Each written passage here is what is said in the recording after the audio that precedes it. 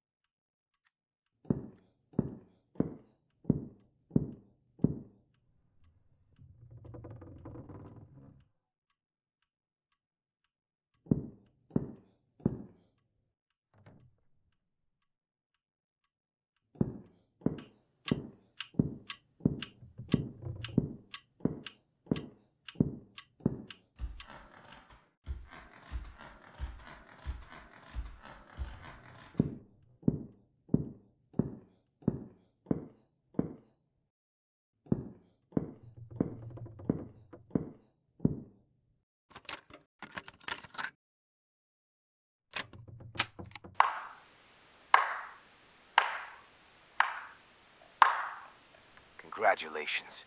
You've stumbled upon my tape, where I'm certain I'll be 6 feet by now. Here's the truth.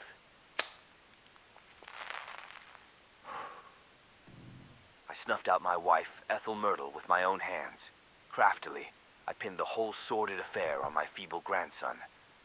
Oh, Tommy boy, you were a breeze to deceive. My hands may be dirty, but yours will bear the weight of the blame.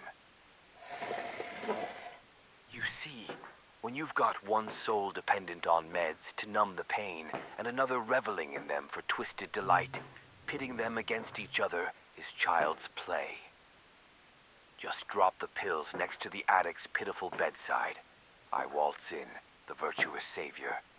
Tom and I indulge in a deceitful game of poker, and as he rises to use the head, I sneak a generous dose of sleeping pills into his tea. Sweet dreams, Tom, you gullible pawn. Once Ethel was dealt with, I moved his body into her quarters. When he comes to, I'm sure he'll believe the terrors of the war made him do such a terrible thing. He won't suspect it was me. Little does he know, I had him dancing to my malicious tune. I've got him fooled. I fed him a load of lies, making him believe I'm off on some extended work trip tonight. I'd kill him too, but unfortunately, he's my cover. Here's the motive. I've gambled my life for this damn country. Yet, who gets the accolades? Not me, but Ethel. Maybe once I erase her from the scene, they'll finally acknowledge the greatness I've achieved, the masterpieces I've crafted. And if they still don't, well, this confession will cement me as the legend who silenced the renowned author Ethel Myrtle and got away with it.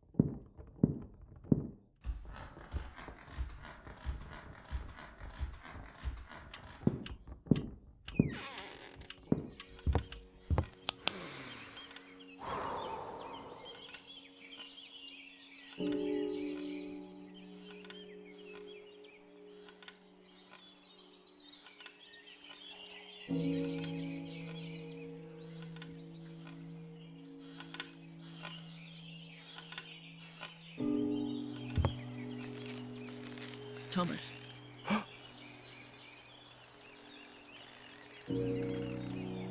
Grandma?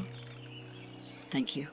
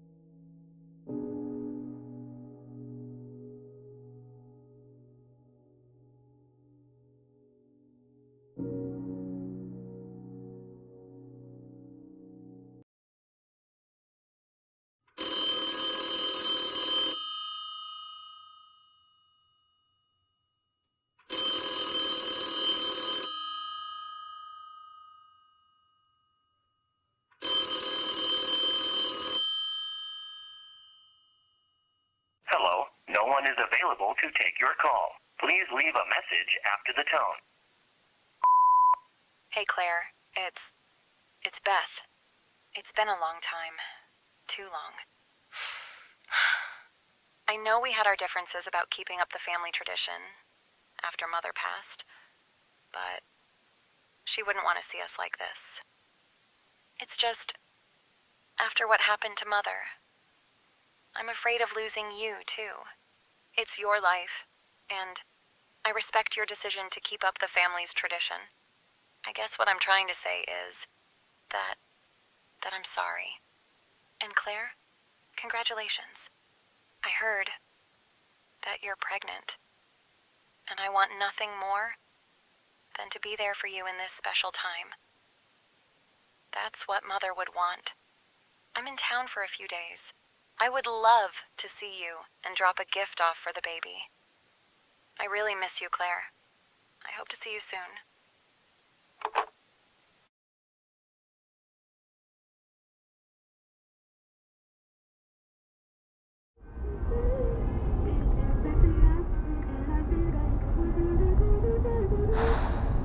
$10 years. A whole decade. And she'd rather us be at odds than to put all of this behind us.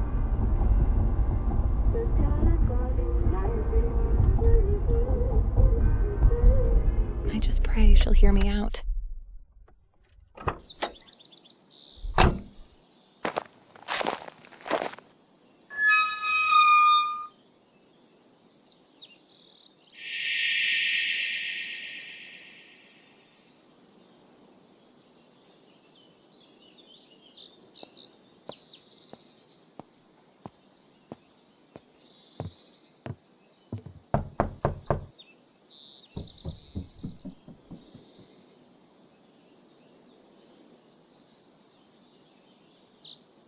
Claire? The door's unlocked.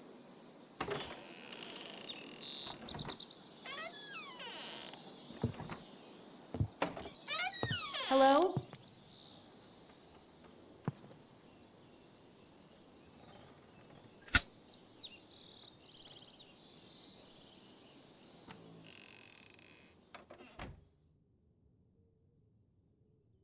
These books were passed down through generations, written in a language known only to select members of my lineage, but there seems to be a book missing.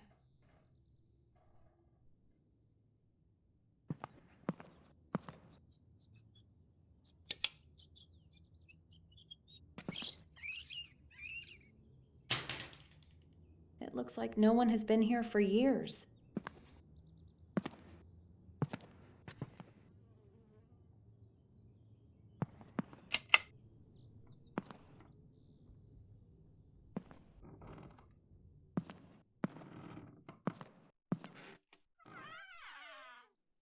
Journal entry, July 17th, 1928. I sit here, pen in hand, staring at this blank page, and all I can think of are the faces. Not just the men I served with, but the faces of the ones who waited for us, those we left behind, and the ones we couldn't bring back. Anna tells me I'm too quiet these days. She doesn't say it outright, but I see it in her eyes. The worry. She's struggling too. There's a distance between us, a chasm neither of us can cross. And then there are my twin girls, Beth and Claire. Sweet, innocent faces. They're growing so fast, and yet, in my mind, they'll always be the little ones who ran to greet me when I came home. I should feel joy, gratitude, but instead, there's this gnawing ache. I can't look at them without thinking of what we fought for, what we sacrificed. Did we do enough? Did I do enough? Arthur Myrtle. I wonder how he's holding up. He was there in the worst of it, alongside me in the tank. Both of us praying the metal shell around us wouldn't be our tomb. We shared everything, our fears, our hopes, and sometimes even our silence. I haven't heard from him in months. Is he lost like me, drowning in the memories? Or has he found a way to move on? The nights are the hardest. When the house is quiet and Anna is asleep, my mind drifts back to those days. The mud, the noise, the sheer weight of it all, and the silence that followed. The deafening, unbearable silence of survival. God help me. I'm still there.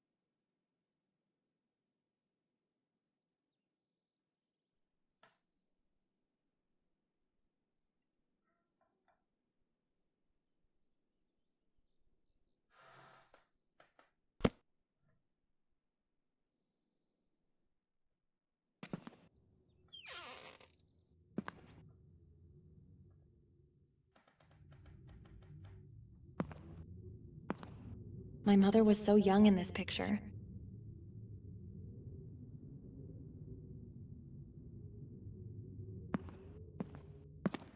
A picture of my father.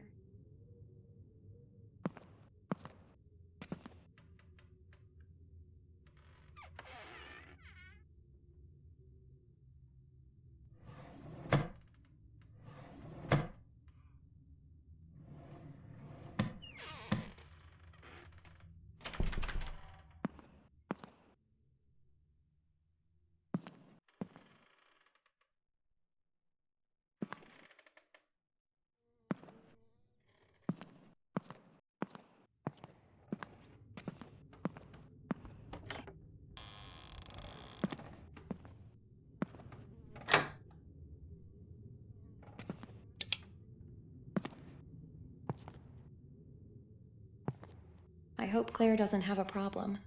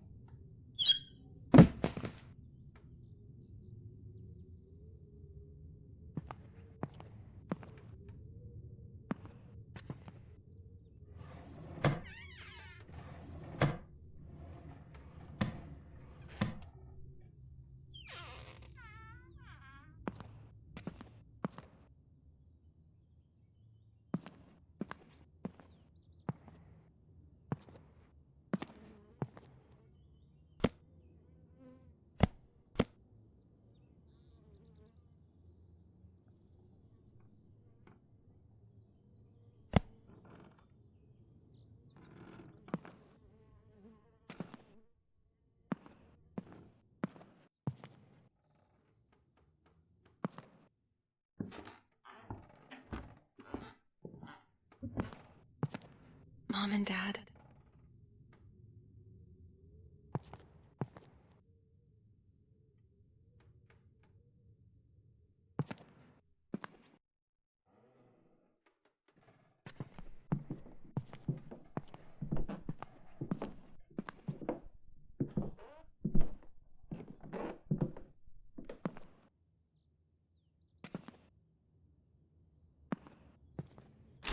It has a combination lock.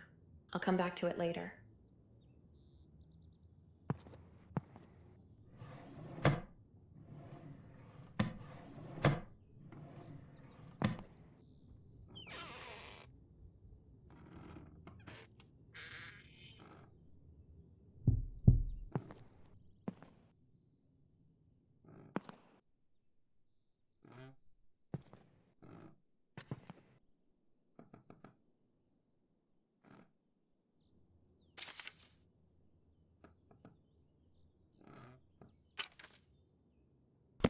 March 15th, 1945. Aunt Lily is gone. Beth left not long after, and now I'm alone. I never imagined it would come to this. She despises the fact that I've chosen to carry on the family tradition. She calls it outdated, even dangerous. Something that should have died with Mother. But I can't just walk away from it. It's who we are. even if she refuses to accept it. But while sorting through Aunt Lily's things, I found something I was never meant to see. It was Mother's will, hidden among her belongings, tucked away as if she wanted to keep it from me. I don't know why. Perhaps she thought it was better left buried, but I read it. And now, I know the truth. Mother's will led me to a chest, one I had never seen before.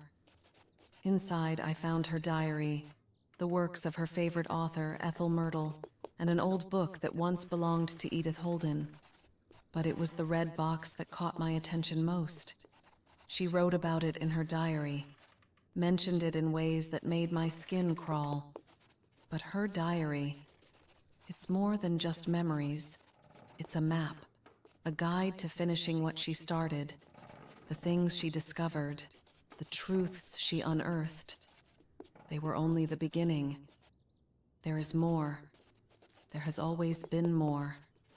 Not only did they conceal what was rightfully ours, but they also deceived us about it all. Our legacy is dying. I have to move fast. There's no mention about where Claire might be. She hasn't written in this in years. But while I'm here, I should probably open up Mother's diary. I guess I'll head to the attic.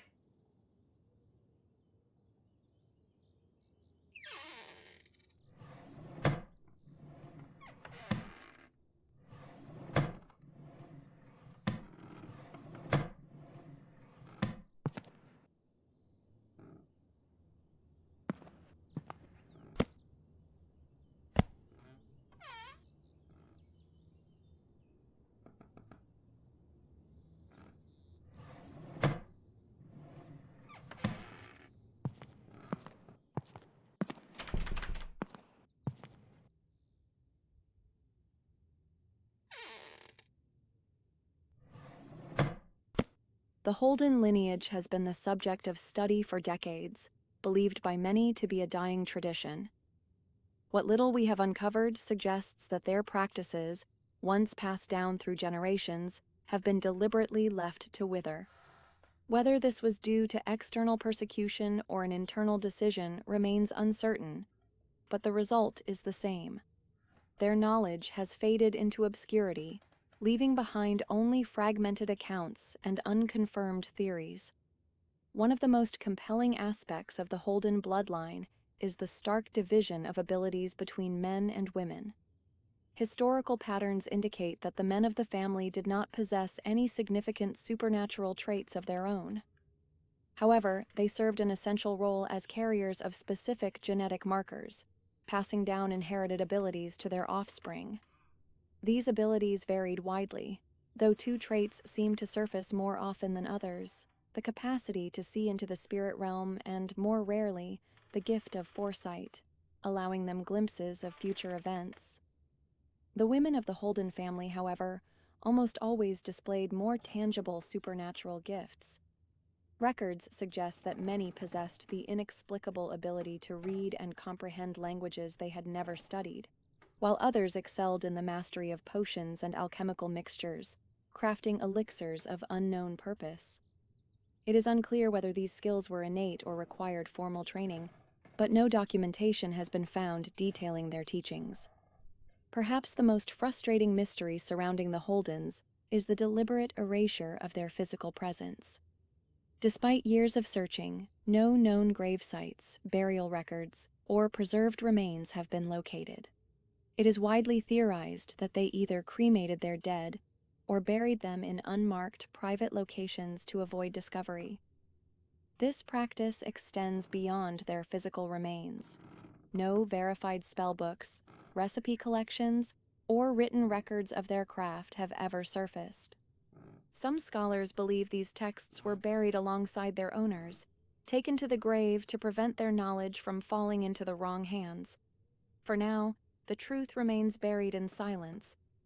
Whether by choice or by force, the Holden legacy has all but disappeared from the world.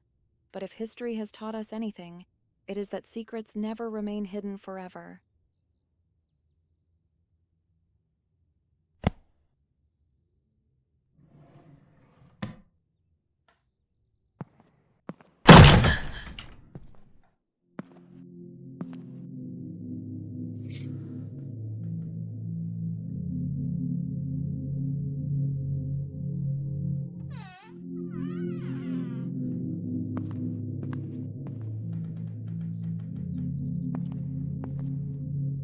This is Edith Holden, born in the 15th century, was the matriarch of the Holden lineage. Her life laid the foundation for the tradition that endured through the centuries.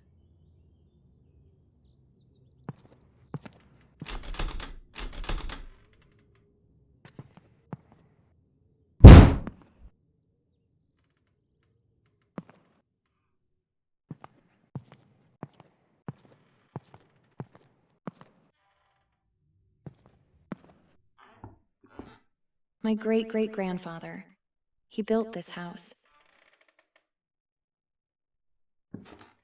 This is my great-grandfather who inherited the house.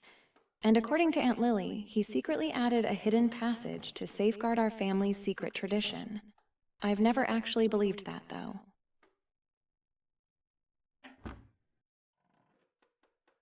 This is my grandfather, and the third generation to live in this house.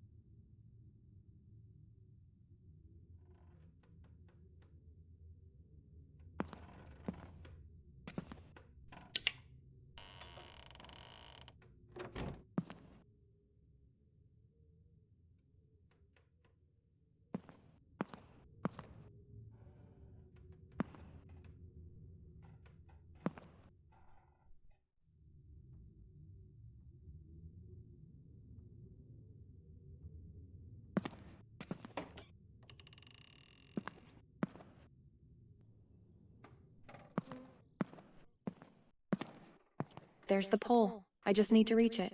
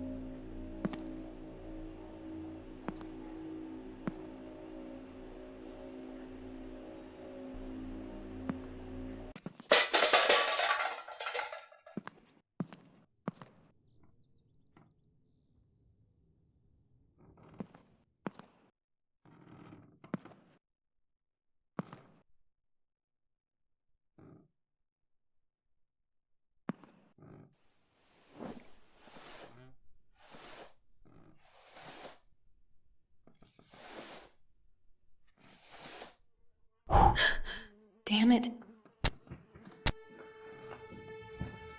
Shit, come on. Shit. Come on! I'm okay.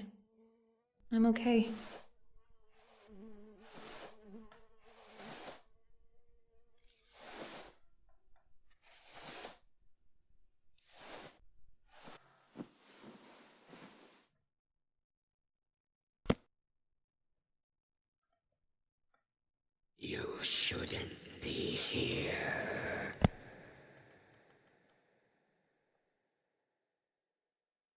Edith Holden, composed in the year of our Lord, 1773. In the year 1460, in a quiet corner of England, there lived a young woman named Edith Holden. She was the daughter of Sir Reginald Holden, a gentleman known for his travels, and his wife, who managed their household. Edith's life was one of simplicity and innocence. Sir Reginald often journeyed to distant lands, bringing back stories and treasures. On one such return, he presented Edith with a peculiar gem, a large ruby that emitted a soft red glow. Unbeknownst to Edith, this gem was drawn to her innocent youth, sensing her openness and ease of influence. One evening, as twilight approached, Edith retired to her room. There, she heard gentle whispers emanating from the ruby, speaking of mysterious and hidden powers. Compelled by an indescribable urge, she touched the stone. Immediately, she felt a surge of energy and began speaking in tongues, her words flowing in an unfamiliar language. Her hand moved on its own, inscribing symbols upon parchment that seemed important yet unfamiliar. This event marked the beginning of Edith's practice of what was later to be known as witchcraft, making her one of the earliest known practitioners of such arts. At the time, the term witchcraft was emerging, and practices involving magic and the supernatural were often shrouded in mystery and fear. As Edith matured, her beauty and vitality remained unchanged, leading to whispers among the villagers. Fearing that her agelessness marked her as evil, rumors of her execution began to circulate. By this time, Edith had been blessed with 2 daughters. Terrified that her death might endow them with none of the power she possessed, she penned a spell to ensure the continuation of her abilities. This incantation decreed that every quarter century, her descendants must recite the spell before her image to transfer her spirit and powers to the next generation. Despite her efforts to safeguard her legacy, Edith was eventually executed for her practices. Yet her lineage endured, with each generation of Holdens performing the ritual to inherit her gifts. Over time, the family amassed considerable wealth, which they used to construct a hidden cathedral. Within its sacred walls stood a grand monument of Edith, serving as a focal point for the continuation of the tradition she had established. Thus concludes the tale of Edith Holden, whose quest to preserve her mystical heritage shaped the destiny of her descendants, intertwining their fates with the enduring legacy of her powers.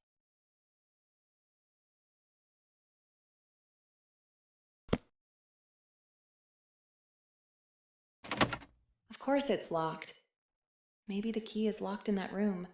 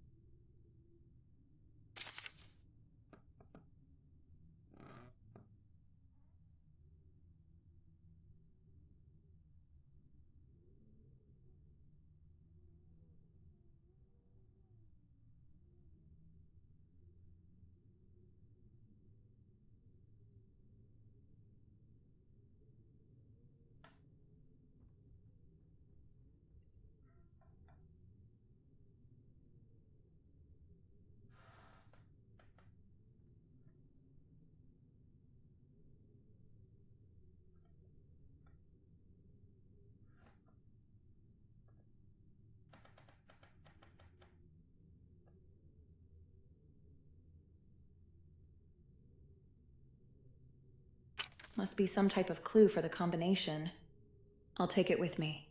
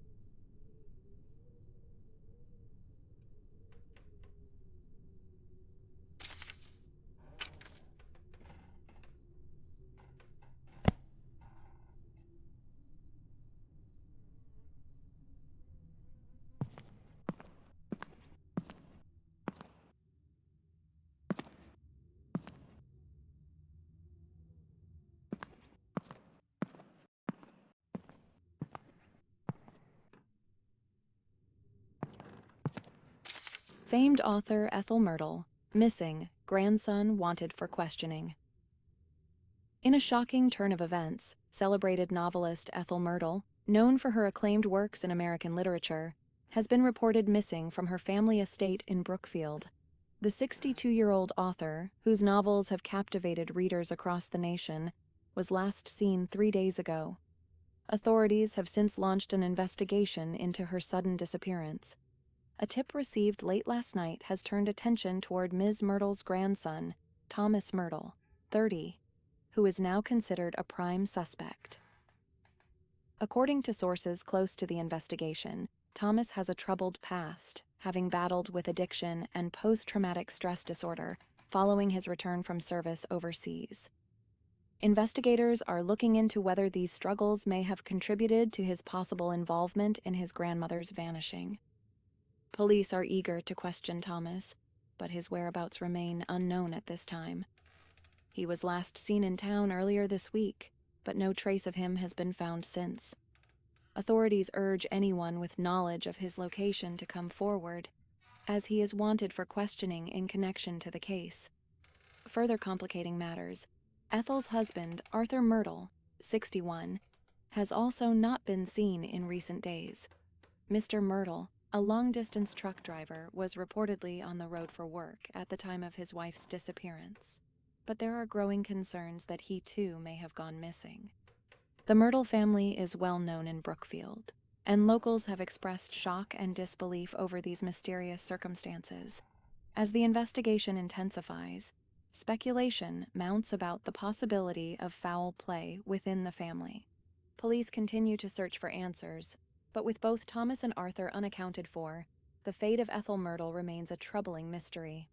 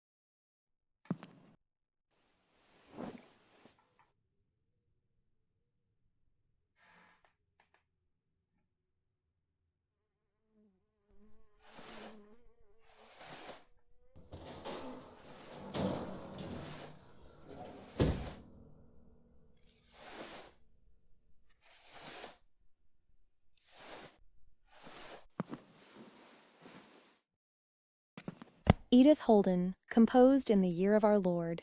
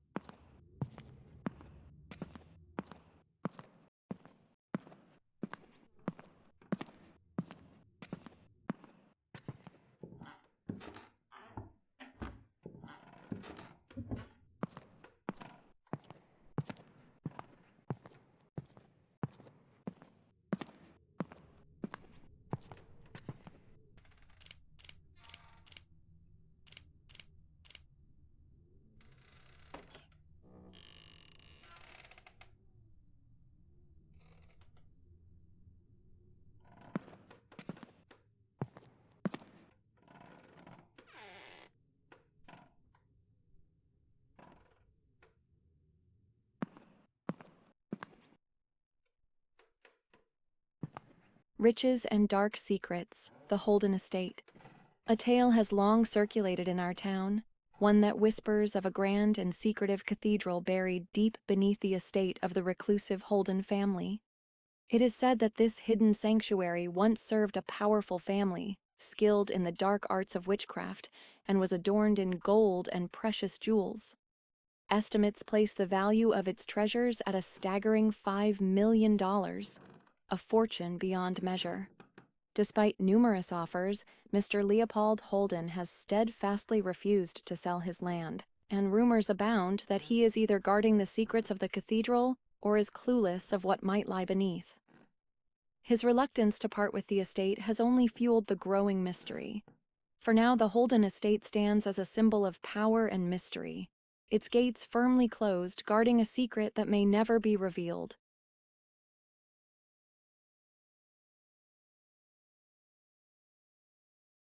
There's so many rumors surrounding this family. I never know what to believe. July 10th, 1953. Max called earlier, left a message while I was out. He did it, just like I expected he would. With him being a reporter, I knew he'd be able to find the location. That's the whole reason I got close to him in the first place. I needed someone with connections. Someone who could get me what I couldn't find on my own. It's finally happening. After all these years of searching, tomorrow morning we leave. But before we leave, when Max heads to the car, I'll place his belongings in the chest in the attic alongside my mother's things. The things that hold his positive energy deserve a place next to my mother's. At first, Max was just a way in, but I fell in love. I love him more than I ever thought possible, and I know he loves me deeply too. But what makes all of this so much harder to go through with is I'm also pregnant. Max doesn't know, and he won't, but it has to be this way. He loves me. He'll understand even if he doesn't know it's coming. I just wish I could have talked to Beth. Maybe the way I feel now would have changed. Even with Max, the baby, I feel empty. This is from 10 years ago. Why hasn't anyone stepped foot in this house since? My God. I don't want to fear the worst, but I can't be certain what she was planning on doing. Claire mentioned Max's things were stored in that chest in the attic. Maybe there's something in there. Something that could lead me to where Claire might be. I'll try to get the power on first. Maybe Max mentioned something in his message. I'll have to get the power back on.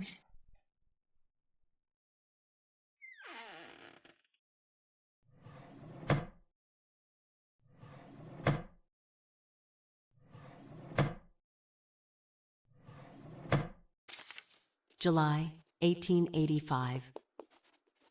From the moment I could speak, Mother knew my love for reading. As I grew older, I spent more time lost in books than I did beneath the sun's warmth. By the summer of 1885, I had read every book in our home and found myself craving something new.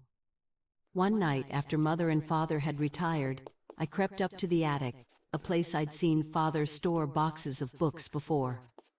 There, hidden under layers of dust and shadows, I found crates full of unfamiliar books and bottles filled with strange spices and liquids.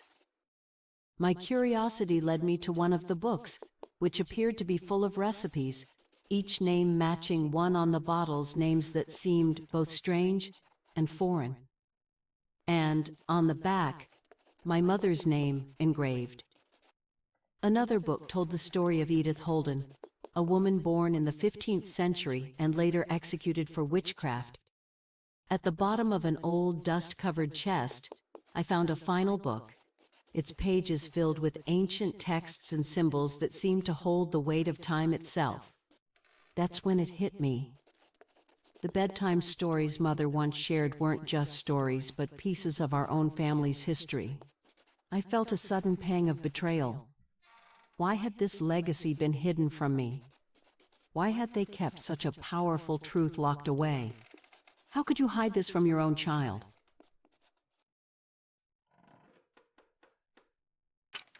Why would Claire tear out pages from Mother's diary?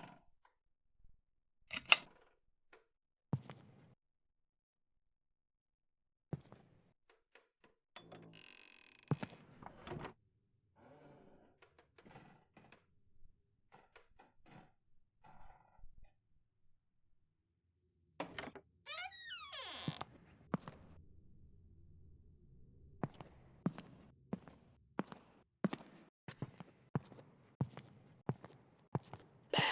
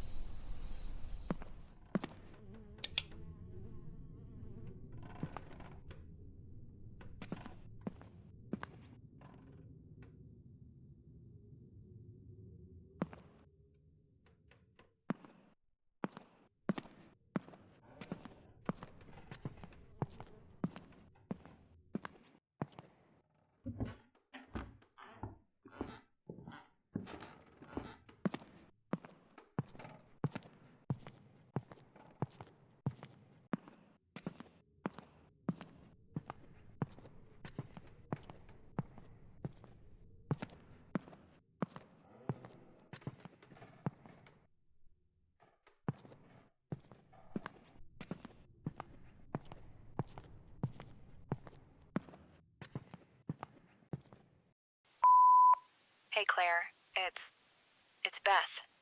It's been a long time. Too long. I know we had our differences about keeping up the family tradition after Mother passed, but she wouldn't want to see us like this. It's just, after what happened to Mother, I'm afraid of losing you, too. It's your life, and I respect your decision to keep up the family's tradition. I guess what I'm trying to say is that I'm sorry. And Claire, congratulations.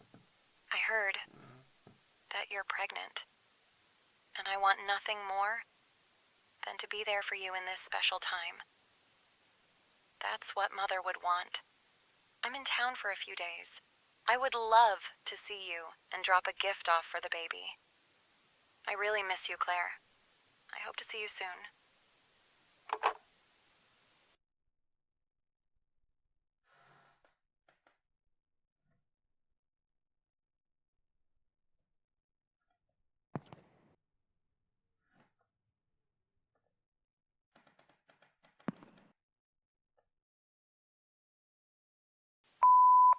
Hey there, Claire. It's Max. I sure hope this fancy machine my brother cooked up is working properly. He's always tinkering and inventing things. Anyway, listen, sweetheart. I have a surprise. We're going to Ethel's house. It took a bit of legwork and some good old-fashioned snooping, but that's what makes a top-notch reporter like me. It's a bit of a haul, so I'm planning to stay the night, and we can head out first thing in the morning. I miss you, darling. I can't wait to see you. Bye now. They went to Ethel's house? But why?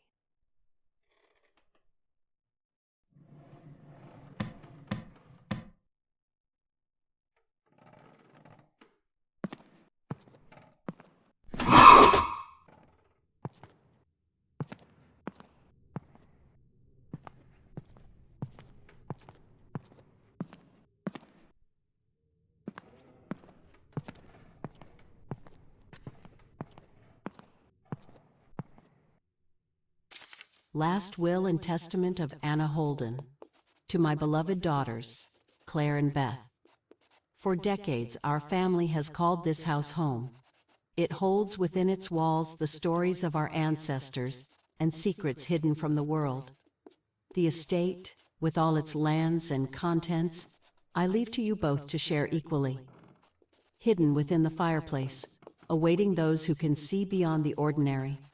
3 figures must stand upon the mantle: a goddess of grace, with one breast bare, a man of wisdom holding truth in his hands, and the lion, fierce and proud, guarding the way. You'll then find a key, one that unlocks a chest in the attic. Within that chest lies an ancient book, once belonging to our oldest known ancestor, Edith Holden. This book holds the very foundation of our tradition, and I trust you both to restore what is being lost. More than that, it is the key to a hidden world, one that cannot be reached without it. The bookcase downstairs guards the way. May you guard this legacy wisely. With all my love.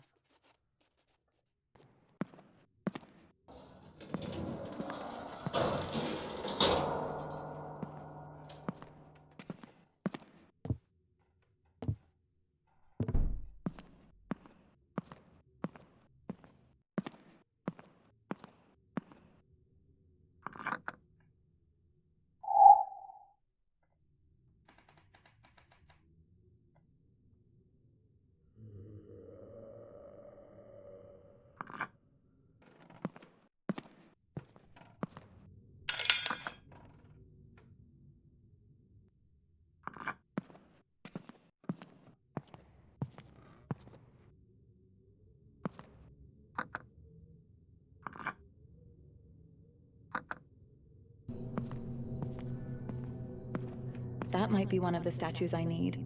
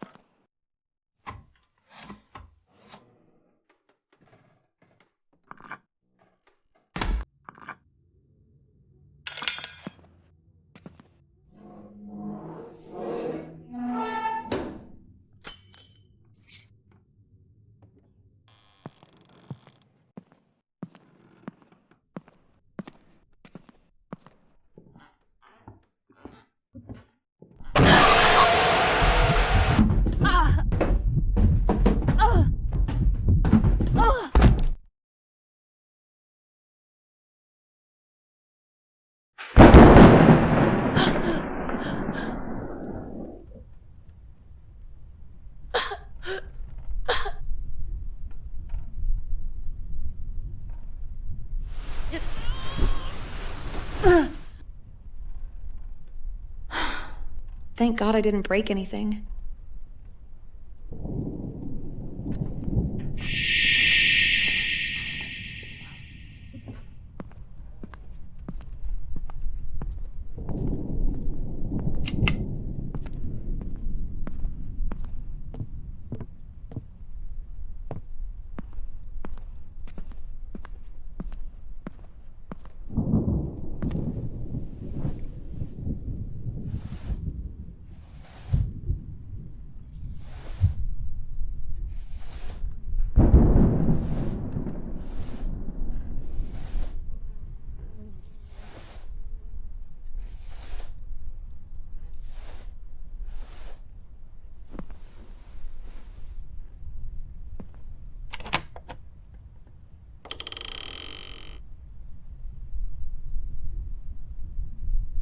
October 30th, 1951.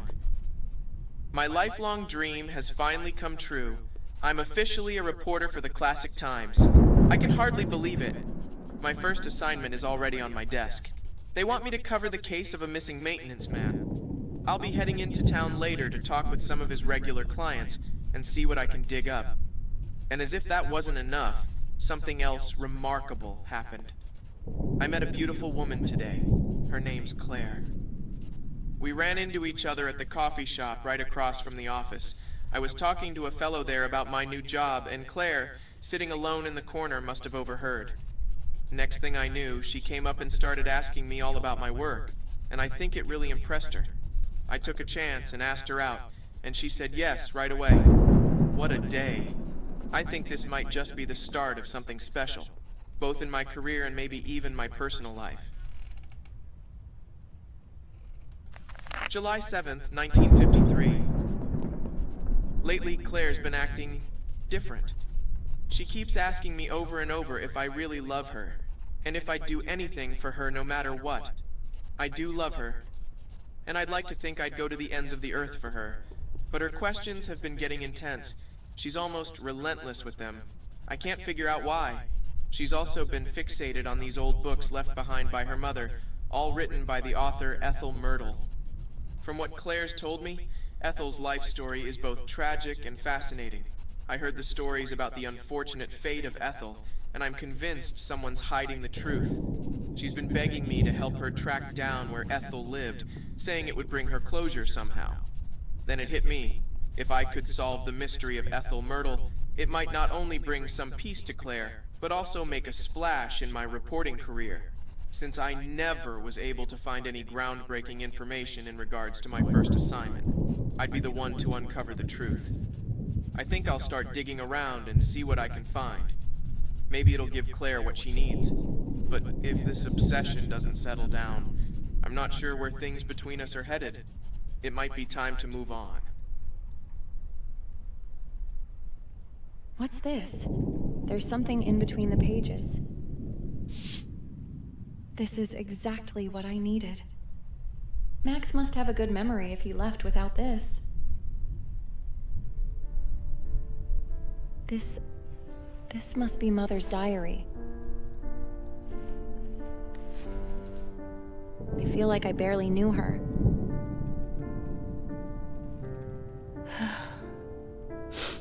I don't think I'm ready to read this yet. This must be the box Claire was talking about. Wow, it's so beautiful. Whoa! What the hell?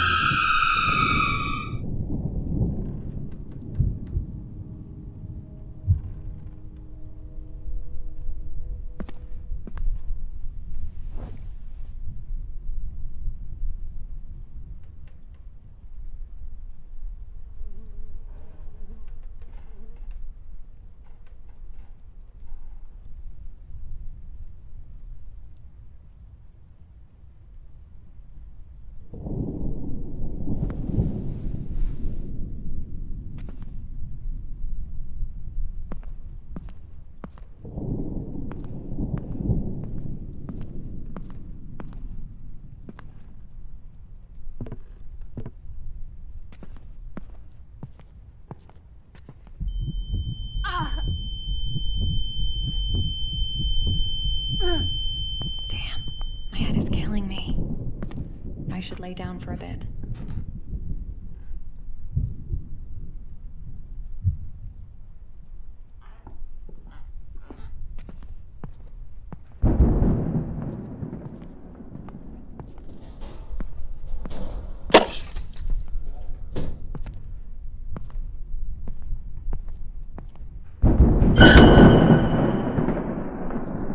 I must be seeing things. That fall really messed me up.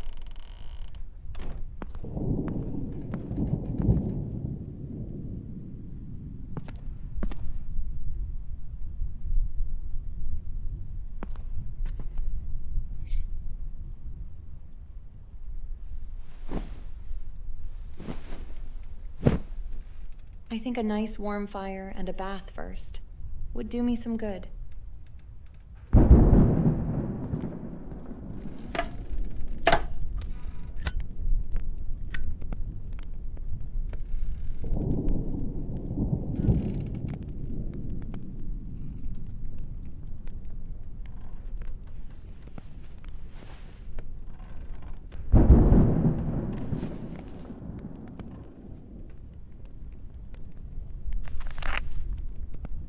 My dearest Beth and Claire, I pen these words with a heart laden in sorrow, seeking your forgiveness for abandoning you at such tender ages.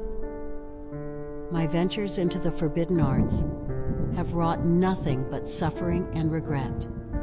When I was younger, I was consumed by the ambition to master the craft of potions, to attain immortality and omnipotence. Yet, each potion I brewed in error hastened my path towards mortality. A bitter irony I only now fully grasp. My mother, your grandmother, was the true master alchemist among us. The potions I crafted in error began to eat away at my very being, a slow and excruciating decay. The pain it inflicted is relentless, reducing me to screams of agony. Knowing my end was near, I turned to the desperate and dangerous realm of black magic. I performed a spell to bind my soul within our family's heirloom, hoping to witness your lives from afar.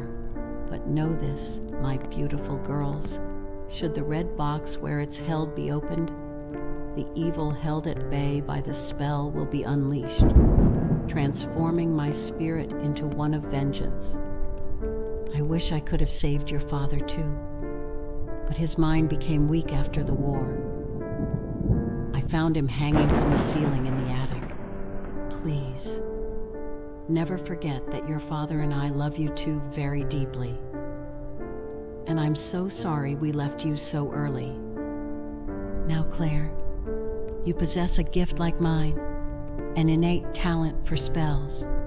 And Beth, you have the rare ability to see the dead, a gift few can endure. Most spirits mean you no harm, but those summoned through the art of black magic and then released hold the power to kill. I implore you both to uphold our family's traditions of witchcraft and magic, but use these gifts for the good of the world. Shun the dark arts that have brought such ruin upon us. Let my fate serve as a grave warning, a path never to be followed. With all the love and sorrow in my heart, your loving mother.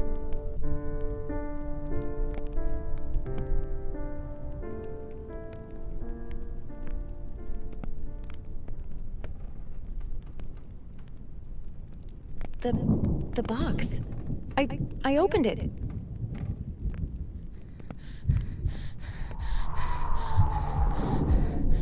I need to get the hell out of here.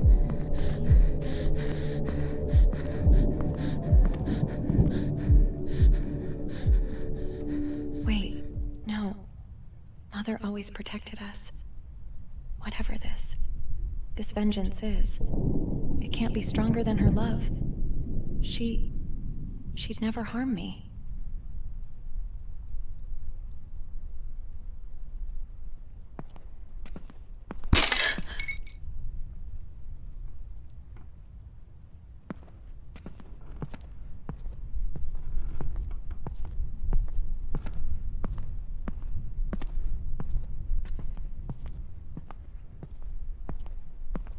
It's you. I've been seeing this whole time.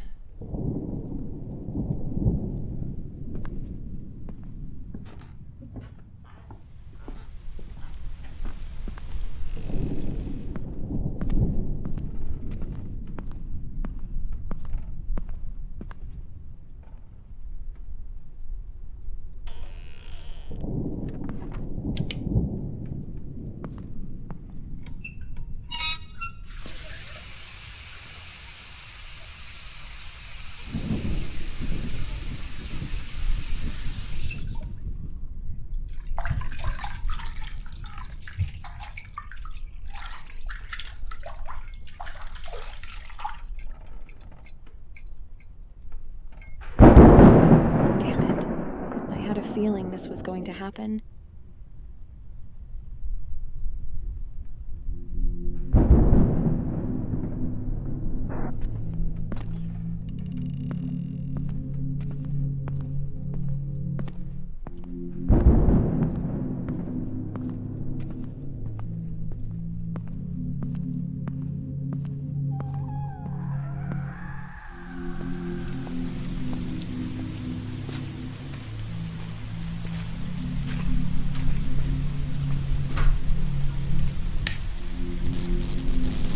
Shit.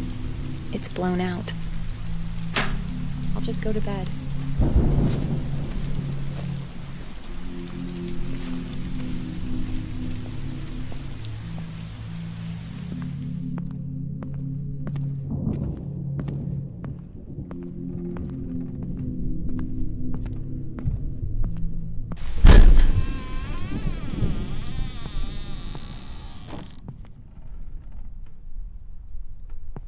Aunt Lily was telling me the truth all along.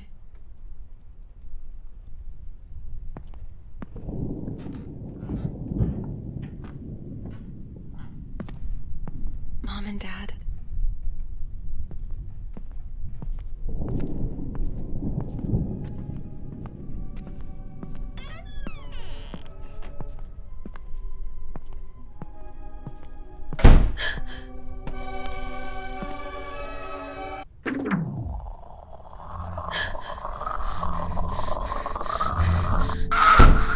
Shit! It's Mom!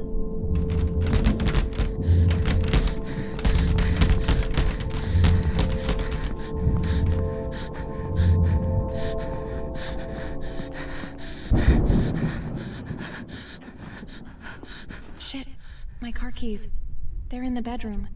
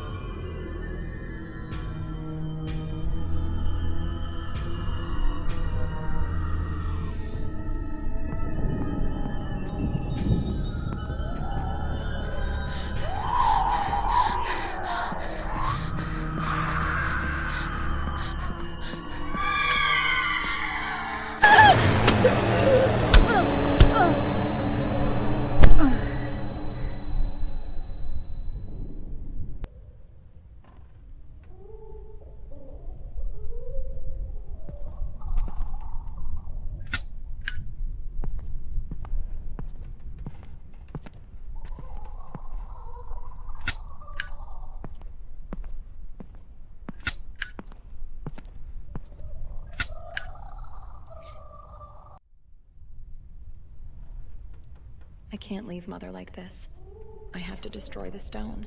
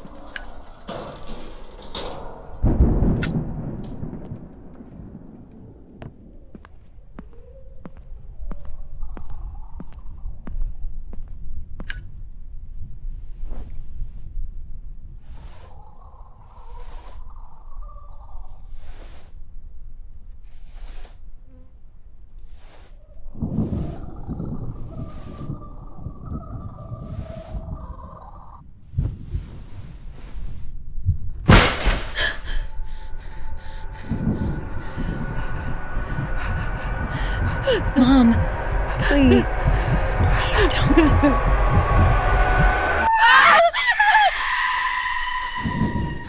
Do it.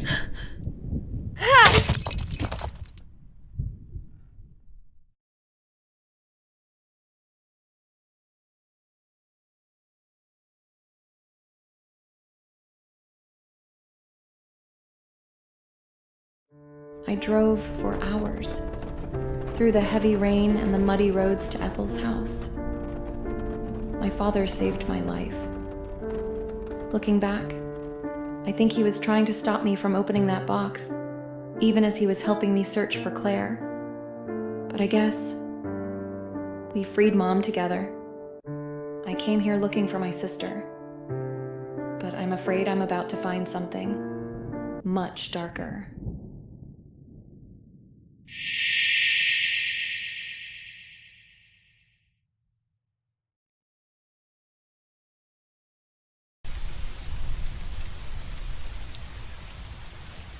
I'll have to walk the rest of the way.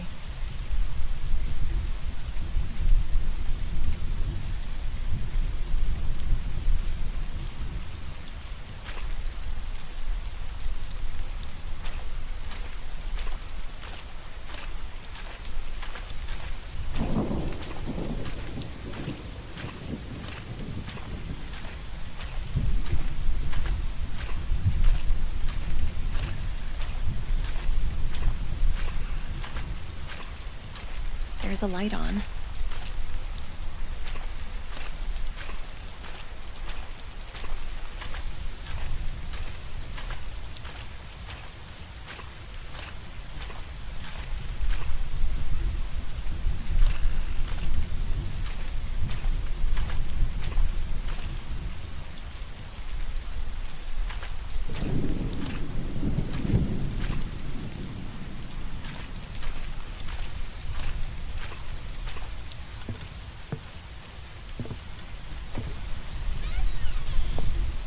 Claire! Where are you?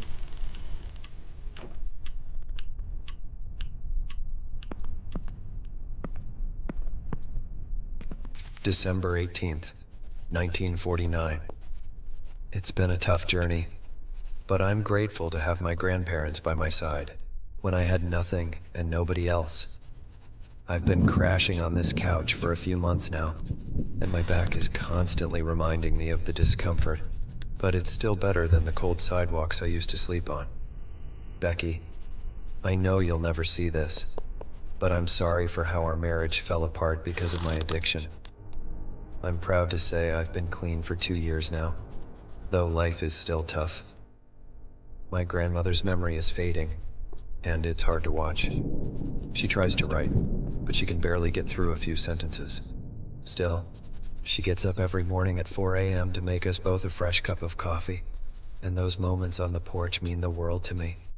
Pa and I don't talk like we used to, and it hurts. I thought we'd grow closer, but instead, we've drifted apart. I'm trying to figure it out. Each day is hard, but I'm holding on to the small blessings and grateful for the family I still have.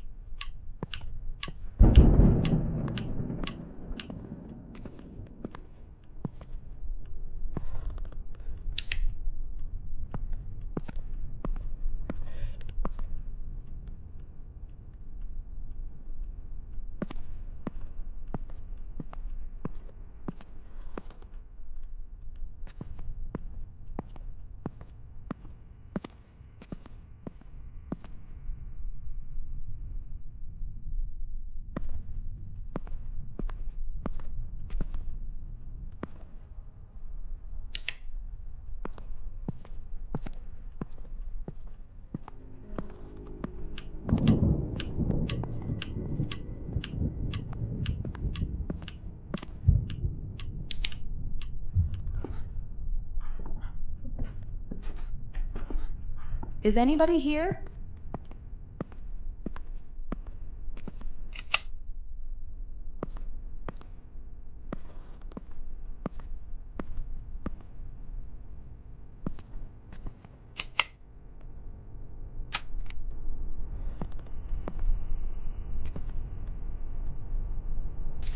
September 15th, 1949.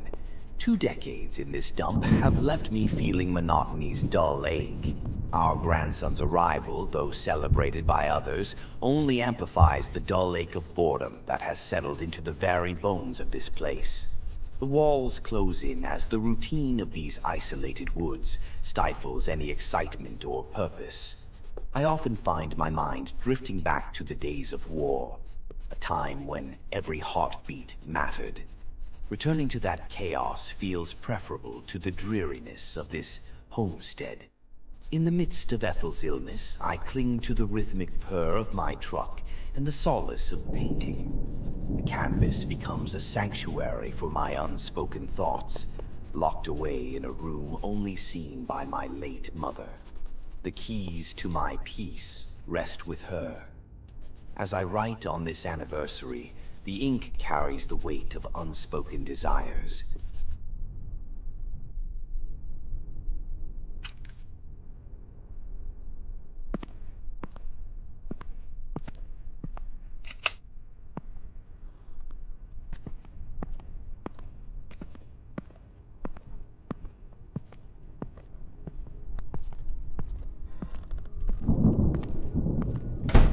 Claire? A cassette tape?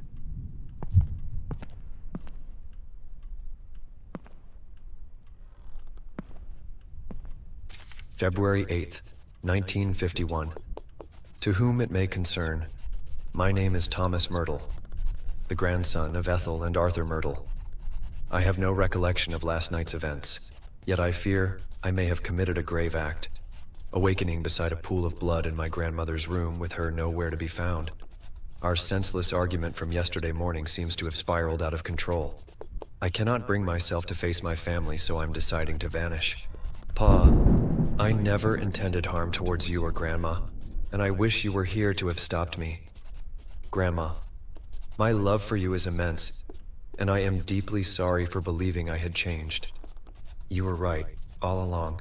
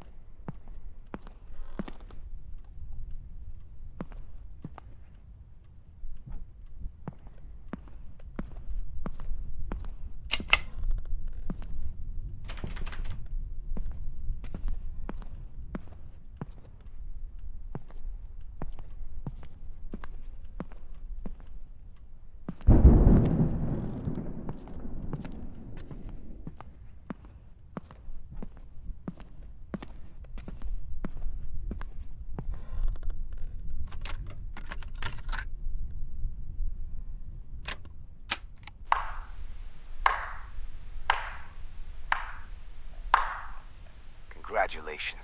You've stumbled upon my tape, where I'm certain I'll be 6 feet by now. Here's the truth.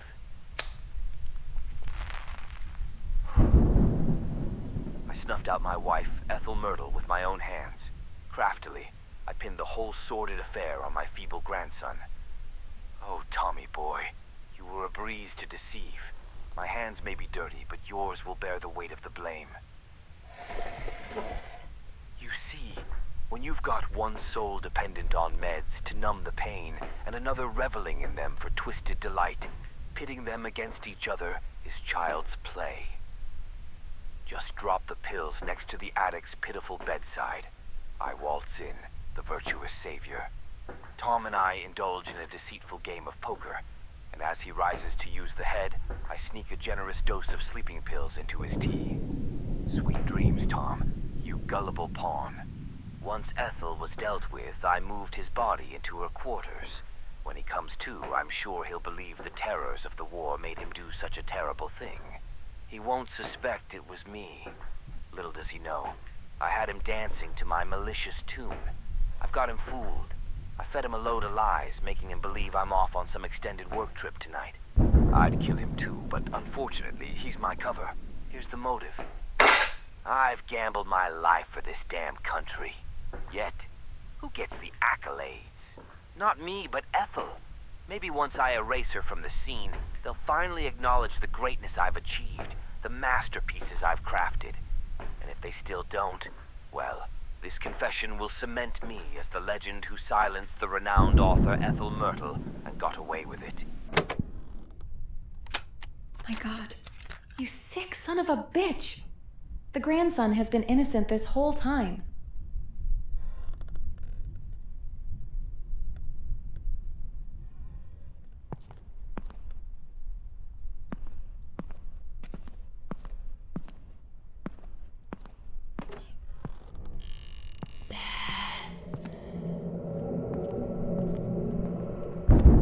Arthur, what are you doing with that? You really are just a stupid writer, aren't you? Why don't I just show you?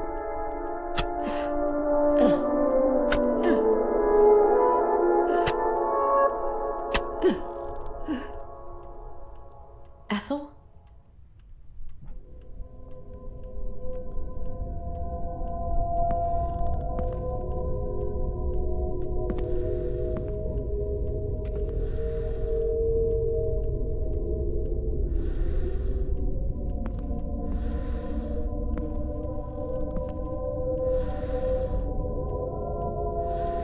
My God, how could he have done this to you?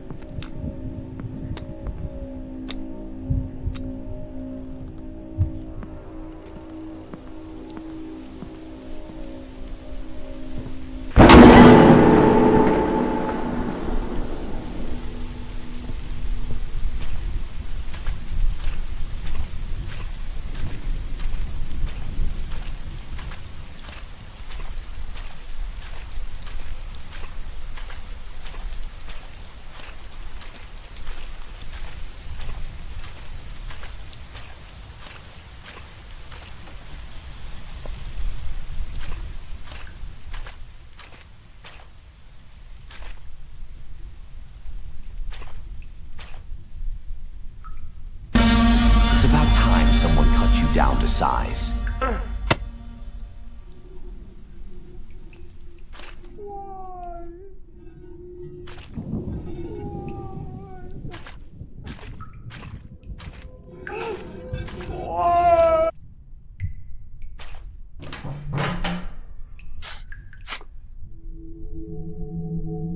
You evil piece of shit.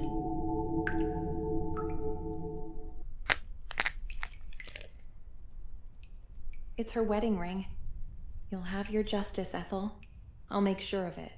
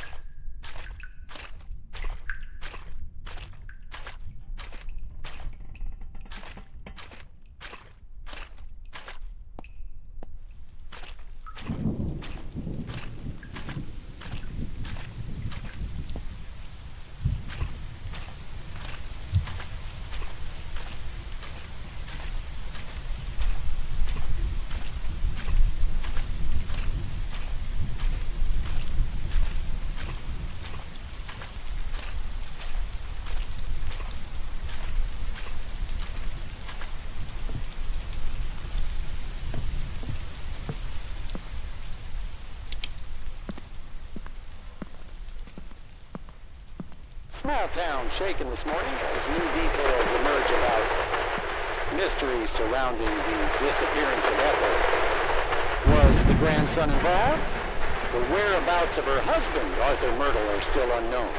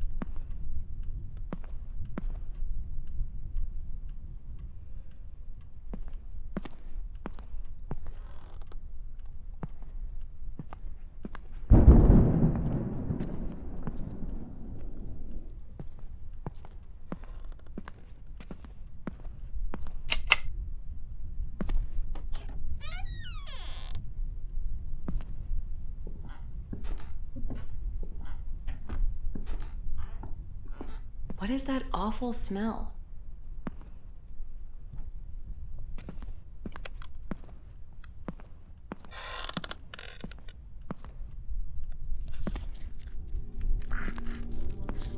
Yummy. Oh my god.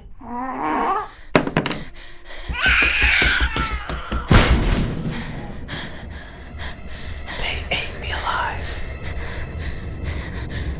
Hurry. She's coming.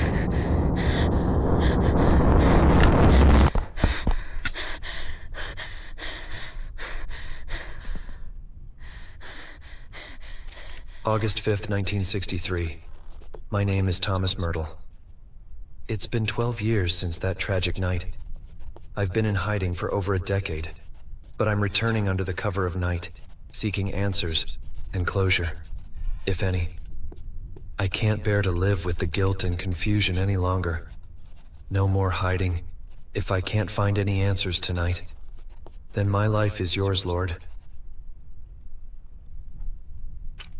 I'm so sorry this happened to you. I'll help you prove your innocence. You didn't die in vain.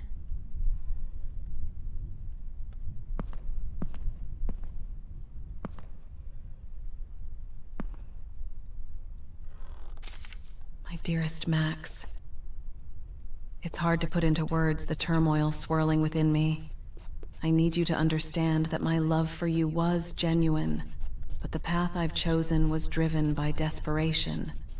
Losing my mother at a young age left a void only Ethel could fill. Her books became my refuge, guiding me through life's trials with their messages of hope and joy. The road I've taken, deceiving you to enter her cherished haven, was not fueled by malice, but by a sense of duty. In this life, I find it hard to find a purpose. Even the prospect of motherhood couldn't anchor me in purpose. Yes, Max, I'm 3 months pregnant. I owe Ethel everything. With this book of spells and your sacrifice, I'll protect the place she once called home, and where those cherished books were born for all eternity. You once said you'd do anything for me, and I believed you. So I slipped poison into your drink, knowing you'd understand. You look so peaceful now in that bed, and I promise to protect your soul. You may rest while mine will remain here forever. Farewell, Max. Thank you for this chance, even if it means goodbye.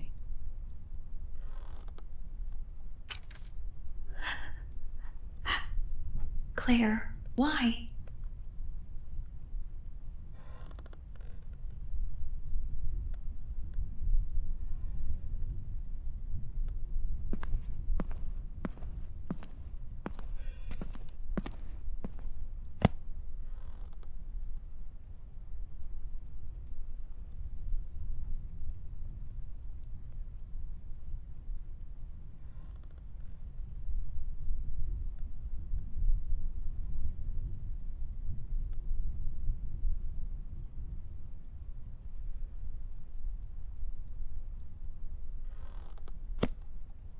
This is it. The book Mom left to Claire many years ago. It could open the passage I never believed existed, or I could destroy it and free her.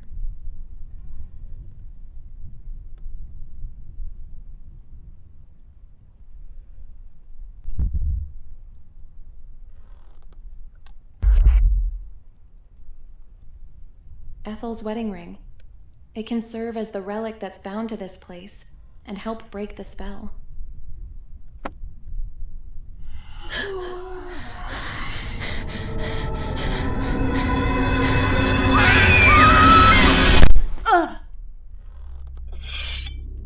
Claire, please, you don't have to do this. I can save you.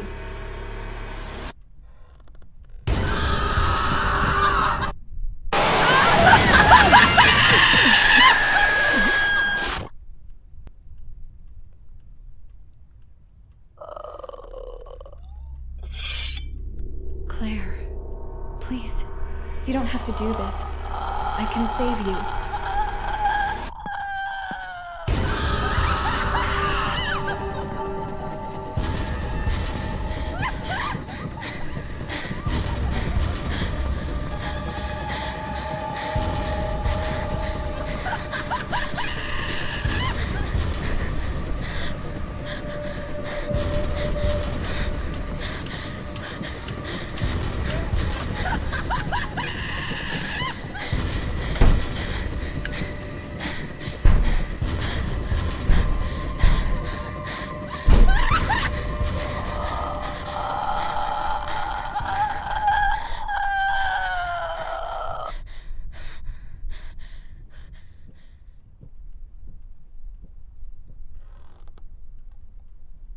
That book needs to burn, and burn fast.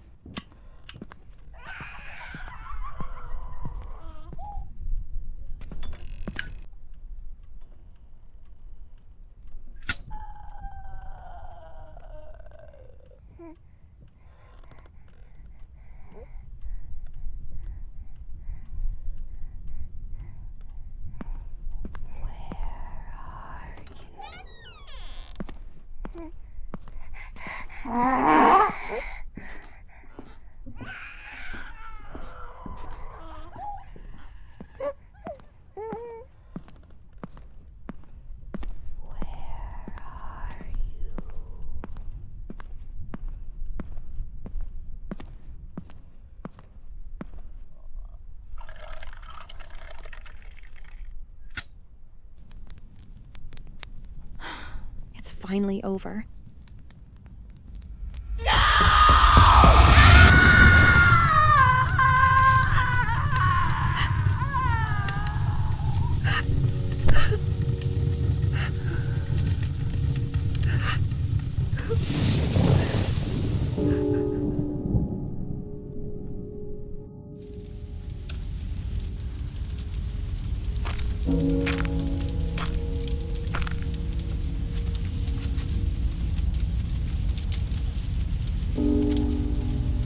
Goodbye, Claire.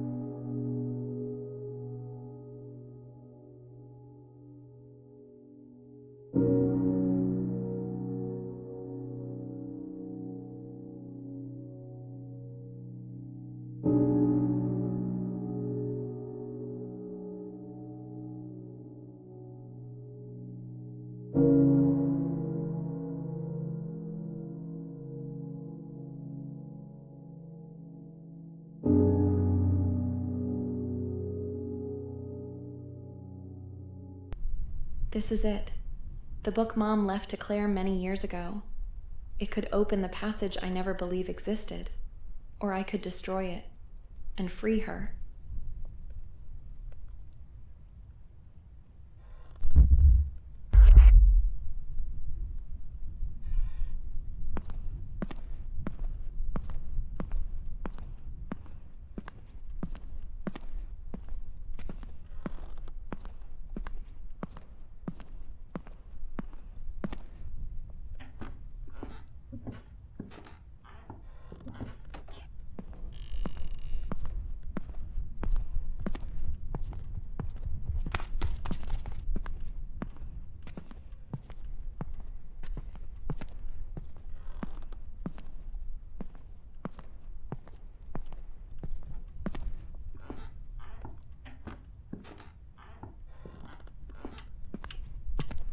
Whoa!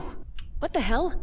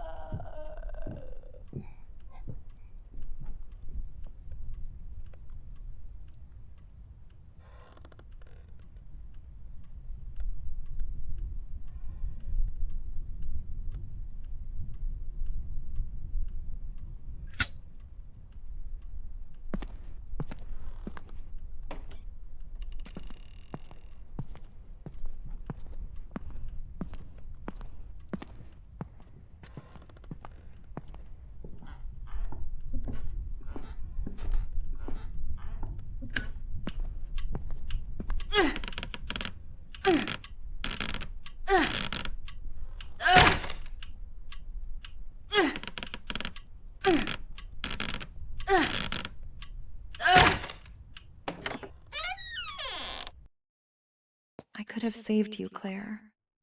But this is what you wanted. What you did was selfish, but who am I to take that from you? What did you learn about our family that made you do this?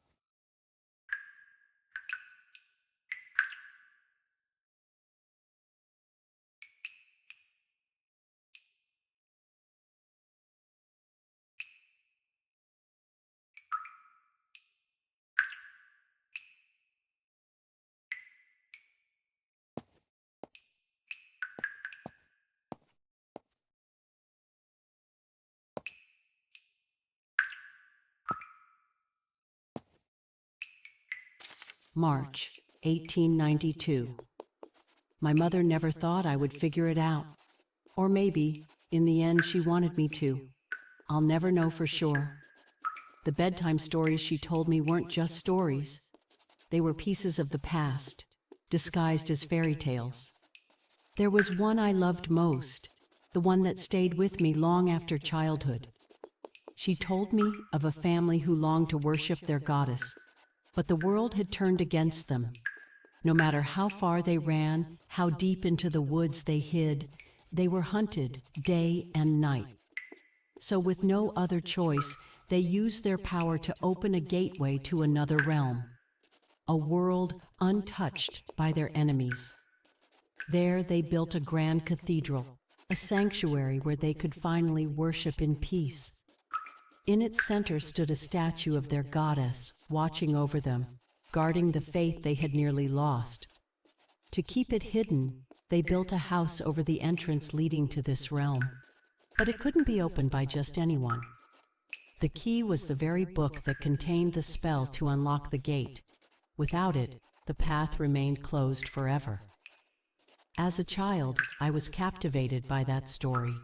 It felt familiar in a way I couldn't explain. But as I grew older, as I uncovered more of my heritage, I began to understand. It wasn't just a story. It was a message, one my mother had left for me to discover, or so I believe. And when I finally found the entrance, I knew. The cathedral was real, but it had been sealed away, lost to time. I became desperate. I knew I could bring it back, that I could restore what had been taken from us. I just needed more time. Time. That was all I ever needed.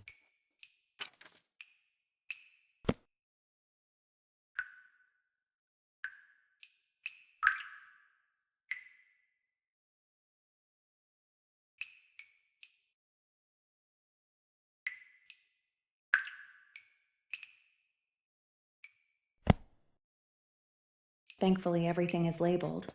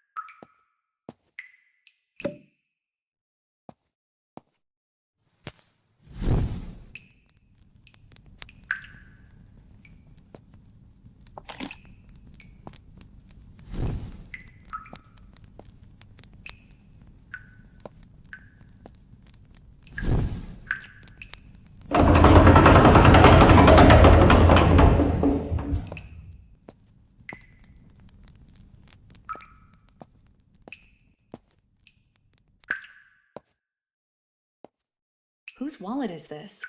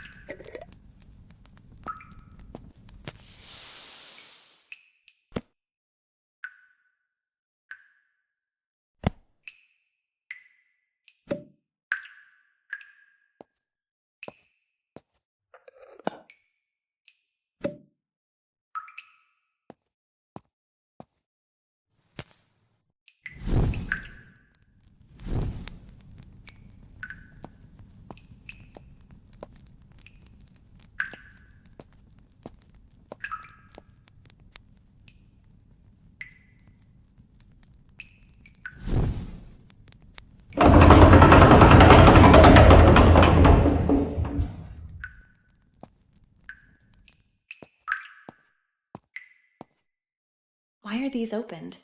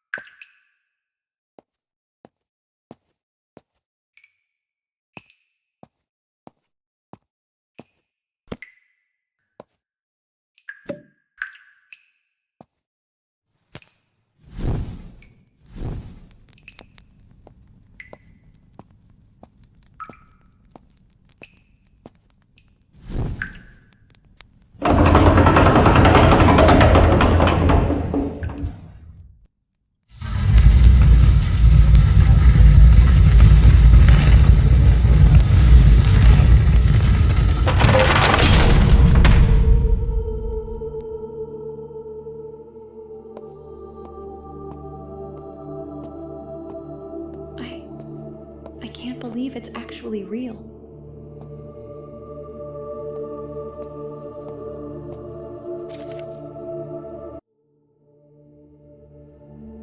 At long last, I have found you. There was a secret hidden within us, a truth buried in our very blood. We were once a formidable lineage, graced with a rare gift passed down through the ages.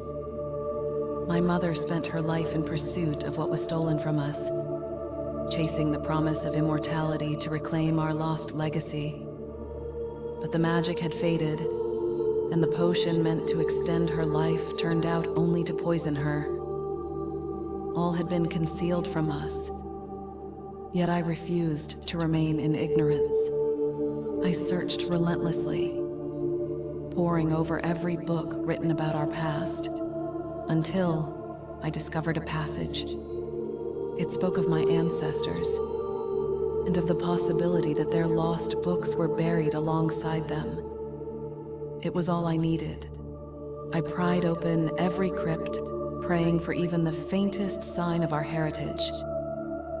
And there, with my great-grandmother Eleanor, lay the key to the cathedral. Clutched in her decaying grasp was the incantation that could unseal its ancient doors. Now, as the last embers of our legacy flicker and fade, I offer this sacrifice. I call out to those who once blessed our bloodline. Hear my plea, forgive our sins, and restore what has been lost. Yet even as I cling desperately to hope, I fear it may be too late. The old spells of Edith Holden slip away from my mind, their words twisting into forms both unreadable and foreign. Only those of sacrifice and death are clear to me. Our tradition gasps its final breath. My purpose is lost, and with it, my will to live. If you are reading this, know that I am already gone, and so are you.